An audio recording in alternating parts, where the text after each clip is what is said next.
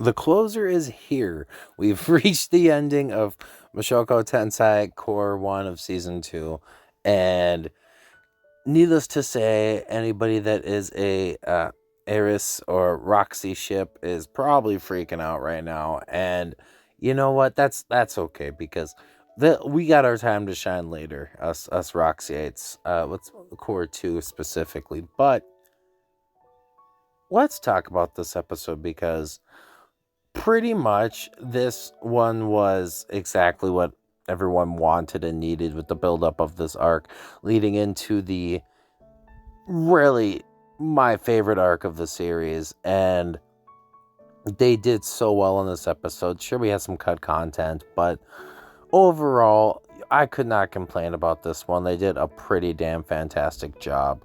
So we started out pretty much right in the cave where we left off in the last episode, and with Rudis, realizing that yeah, this is definitely Shelfie, and the fact that he didn't exactly realize who she was per se at first, because she used to be such a crybaby and always clung to him, and now she's this more independent, smart, eloquent type of person, and the fact that he doesn't want to let her go again, and that he's not gonna have any regrets about this whole situation because he's already had to go through so much hardships and everything from the get-go, you know what I'm saying? So this whole situation and the fact that he's found Shelfie now is just absolutely astronomically amazing to him.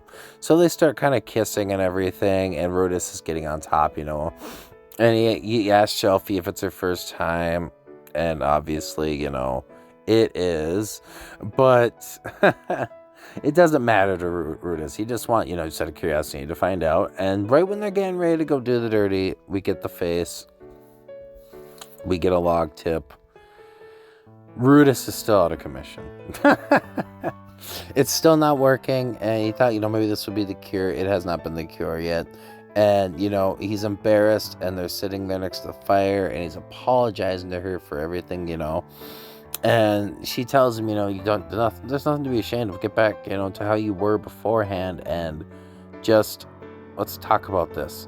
And so Rudis is really appreciative and shows her that he has the necklace, and he thanks her for making it for him, and she's really glad that he got it, and she's honestly kind of surprised that he still, or has it, period.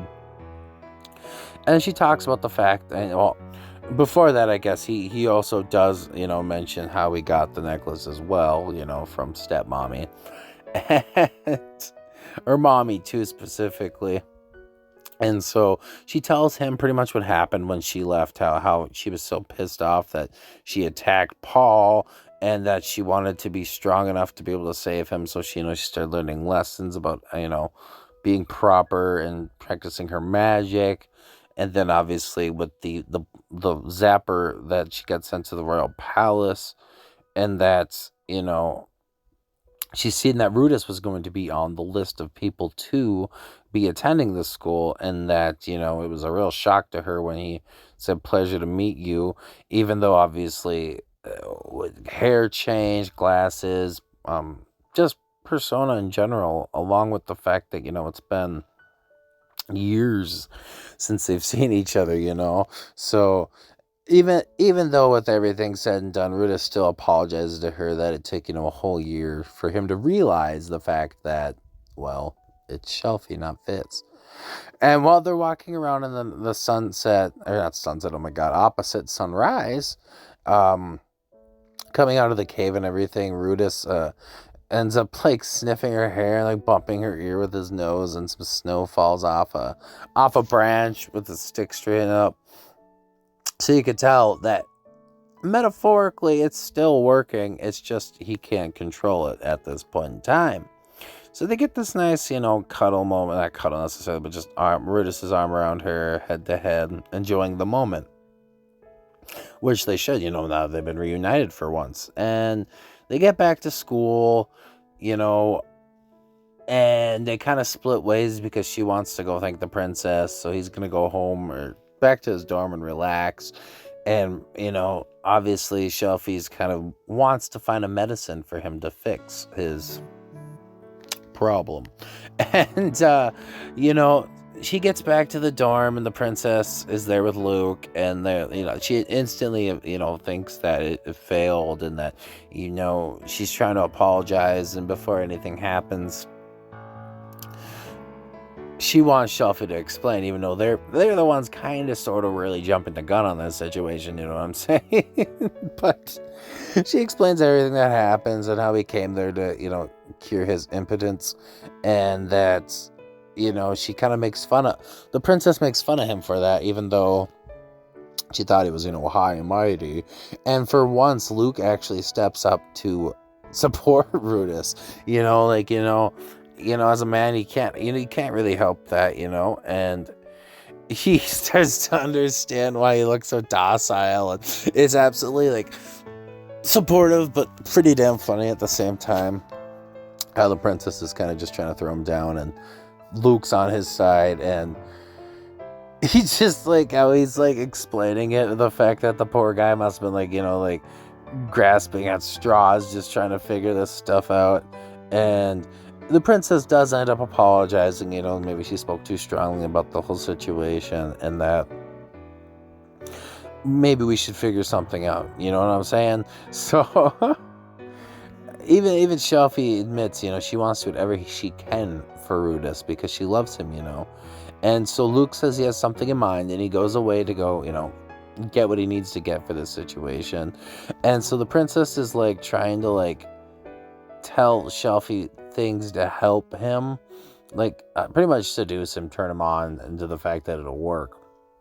And while that's going on, we get this split scene of Zanoba and Juliet, though, and the other guy's just sitting in the dormitory, and he's trying to learn, silent casting, and that's pretty much all we get for the end of them in this episode. But it's absolutely hilarious because they're just telling him to shut up, because they're trying to eat their meat, and it's hilarious. But we see Luke run right by, and he comes back, and while he's coming back, he's kind of walking into the whole situation of, the princess explaining to her about, taking her shoulder and pulling it down a little bit to seduce him.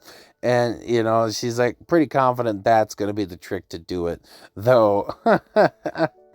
Luke comes up with the most logical, obvious answer that who's going to complain about heat in the wintertime? Not to dismay her, but he's got a very valid point here in this situation. This is where Luke starts to really push some buttons here. And, he's pretty much saying, that Shelfie kind of lacks the feminine, titties, boobies. And Shelfie just kind of gives this freak out face about the situation. And so then the princess is giving Luke this pouty face, really, dude, did you really have to go there?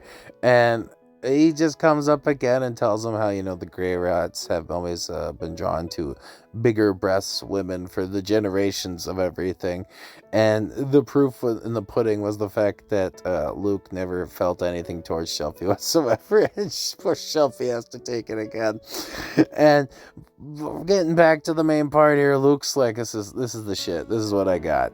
And it's that exact same aphrodisiac that Rudis ended up getting from Eris at the town market in Fitoa. I can't ever pronounce it. Some of the hard words, but he explains the fact that the business that actually made it got destroyed in the blip, and so that it's worth a lot of money right now, 100 gold.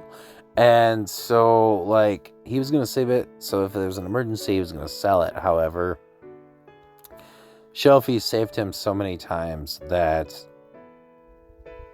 he figured it was right to give it to her. And that's really considerate and nice of him, But right after that, the princess ends up giving Shelfie 2 gold coins so she can buy some new undergarments, a bra and some panties and stuff to really clean herself up. And really appreciative of this. You can tell in some sense that the princess and Luke are very supportive, obviously, of Shelfie and everything that she does and everything she has done for them. And it's their turn to show it. And it's really sweet and nice. And you gotta love it. You gotta love it. So Shelfie goes and she's about ready to go get into Rudis's room and do what she has to do tonight. So she's like talking, metaphorically speaking about, praying to her mom and dad that she's gonna become an adult tonight. And she has high hopes in this situation. And she knocks on Rudis's door, and Rudis is kind of getting to the point of, weren't you going to just rest today? And so, we could celebrate and everything. And so she comes in with, obviously, a bottle of wine and some snacks. And comes in, shuts the door, and is really attempting to lock the door. And she gets it locked. And you can see on the counter that Rudis has actually been working on a figurine of Shelfie. And how much, that makes her really happy, because of every other figure he's made, obviously, it takes time and detail and consideration and everything along those lines. And it makes her happy. Obviously it would. Why wouldn't it make her happy? And then, so we get to the celebration part, and they're drinking, and at first Shelfie's kind of freaking out because she forgot cups out of anything. And, Rudis reassures her, the fact that, I got cups. It's going to be good. And so they start drinking wine, and obviously Shelfie finds it a little too strong because it is some pretty potent stuff. So Rudis ends up diluting it a little bit with some hot water, which brings them to the conversation and the fact of that, like, hot water's kind of been like a thing for them for a long time, with, obviously Rudis saving Shelfie from those bullies spraying hot water at them. And then right from there we go to the big tree that they used to meet at all the time, where, Rudis taught her water magic, and, they wonder if it's, still alive, because that's like a big part of their time that they got to know each other, So before Shelfie can forget, she pulls out the bottle. Okay. And Rudis is like really confused because he knows he's seen this before. And obviously he has seen this before, even though it was destroyed rather quickly. But he's identifying it, And so he starts taking a pull off of it like right away. And even Shelfie tells him that it's supposed to, work pretty damn quickly, and that when it starts working, he does not have to hold back. And she gets the blush going on. And once he's taking it a little bit, Shelfie ends up going full gulp. Like, she ends up taking a little bit herself, so they can both just really get in the mood. And Shelfie, very rightly so, is nervous at this point. So she starts eating some nuts and drinks her wine. And before we know it, a minute or two in, Rudis ends up grabbing Shelfie by the wrist.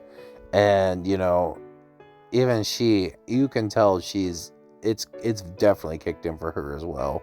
And so even she, approaches Rudis asking, the fact that he can't resist anymore.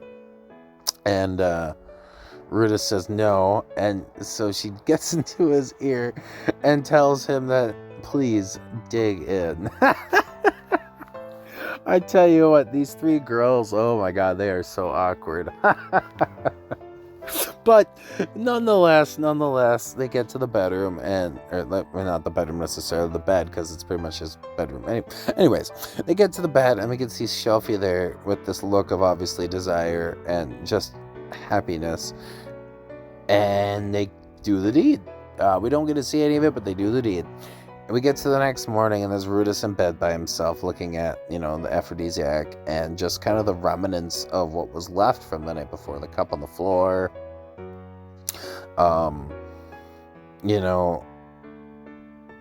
Thinking about the aphrodisiac, and he realizes that it was the one that the peddler was selling and that he got earlier in his life. And I think that's starting to really click for him. But then once it's starting to click, he kind of checks out the bed and looks at it and sees the evidence from the night before, and starts second questioning everything, because obviously last time he went and did this with somebody he cared about, they left him, right? So he's having some second thoughts and just real internal struggles at this point. Obviously thinking that maybe she had guard duty that morning or something or other.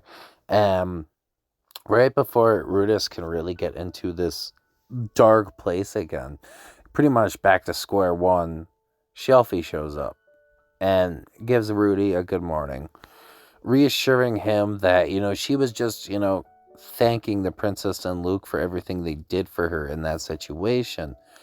And before we know it, Rudis gets up and he is hugging her. You know what I mean? Like he's happy.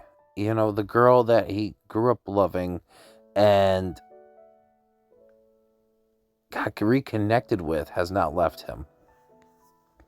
And obviously, Shelfie's giving him a little bit of a hard time, but she calls him silly and that she's not leaving him, which, I mean, whether or not she knows about that whole aspect yet, but at the same time, just having that reassurance and him being scared and scarred is something not to, just gawk at. Like, it's a great, awesome thing. And then Rudy, of course, has to push the waters a little bit. And while he's hugging Shelfie, goes to give her a little squeeze, for the test, like he has done in the past, we have seen. And this time, for sure, he's cured. It works on command. And Rudis gets a tear to his eye. And we get this almost like, what's the word I'm looking for? Symbolic type of reflection, because we've got, obviously, Fitz's glasses on the ground reflecting Rudis and Shelfie hugging each other on the other end. Like it's the end of the Fitz chapter. And honestly, very happy about that. As much as I love the Mushoku Tensei series and the story as a whole and everything is needed, this is definitely not me alone, but a lot of people's least favorite arc.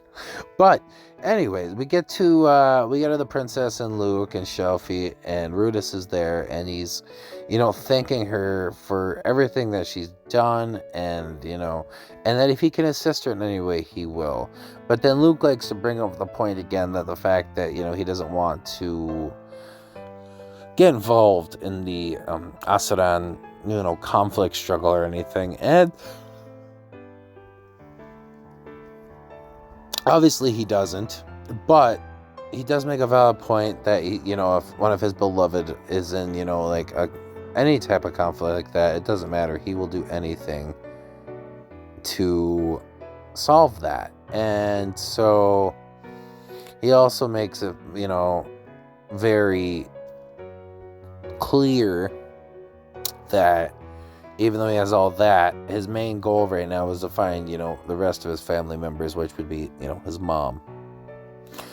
And because that's the biggest one, obviously, is nobody's been able to find his mom. We've gotten hints and clues of her location now, but we have not found poor Zenith. And the princess, lets him know that that's fine and everything, but my affairs that you can help me with can wait until after you've solved everything with your mother. Or not necessarily your mother, but you know what I mean, like that. But she does make a valid point now. Because now that his erectile dysfunction is cured, you're just gonna say goodbye to Shelfie, like leave her in the dirt. And obviously that wasn't the intentions whatsoever. So we get the moment of Rudis offering to marry Shelfie. And Shelfie gets this nice giddy look on her eyes, the big eyes, the cute blushing cheeks, and right from that we get her just doing this cute little animation of her bouncing off the walls, and it is absolutely adorable. And right after that we get her pretty much accepting everything and telling Rudis to take good care of her, and obviously Rudis says likewise. But a princess finally gives her permission to, she doesn't have to dress like a man anymore. She needs to be feminine. She's a wife now. And that's a huge chapter, obviously, because the Fitz thing is done now. She's done what she's needed to do. Now, Shelfie can be happy, and the princess has fulfilled her duty in the fact of helping Shelfie out. And the princess reassures Rudis that she's going to make use of his reputation, and if he needs to use hers, he can as well. And so one of the biggest parts of this now is when Shelfie finally hands over her glasses to the princess, and the princess looks at them in her hand and just knows that it's gonna be okay. Everything's been done now. And to close off this arc, we get Rudis and Shelfie thanking the princess for every single thing she has done for her. And we get the Rudis and Shelfie standing next to each other, and that is the end. That's the end of Cour 1 Season 2. Now, obviously, there's a lot of things with the political conflicts that will happen later in the future, and like so on and so forth. But overall, this arc was pretty solid. I give it a 9.5. We have to have the development and story and reoccurring characters throughout this series. Do we have a lot of cut content? Absolutely, and that's going to happen out with any adaptation. However, one thing I do truly love about this series is it doesn't matter if you're an item or a character, unless you're dead, you're more than likely going to come back at some prevalence and relevancy into the series. And that's one thing I do truly love about this series, is they don't forget about things. Everything has a purpose, a point, and so on and so forth. And to end the arc before we get to the best arc of the series in 6 months with this is a good holdover, and I think fans are going to be okay with that, even though those poor people have to wait 6 months now. But overall, very much made me happy, and I'm so excited to get to this next arc. Let me know what you guys think down in the comments, because I'm actually quite curious to see what other people thought about this, arc, and just the fact of how well it went and what we have to look forward to coming up. It's going to be absolutely amazing. So I think this week on tomorrow, instead of, obviously, because the last one I was covering is over now, I will probably do something for fun in preparation for the big review I plan on doing for Freddy, and coming up probably Saturday. I would say Friday, but it's gonna be a 2-hour episode. Chunking that thing out is gonna be so much fun, but it might take a while. So look forward to that. If you enjoyed this video, please leave a like. It means a lot to the channel. And if you're feeling generous, hit that subscribe button. We keep growing, and I thank you guys so much for that. Sticking around through everything between the gaps and the quality, and it really truly does mean a lot. So with that being said, this has been Squids, and I thank you all for coming. Hopefully you enjoyed this season, or this Cour, as much as I did. And we'll see y'all in the next video. Peace.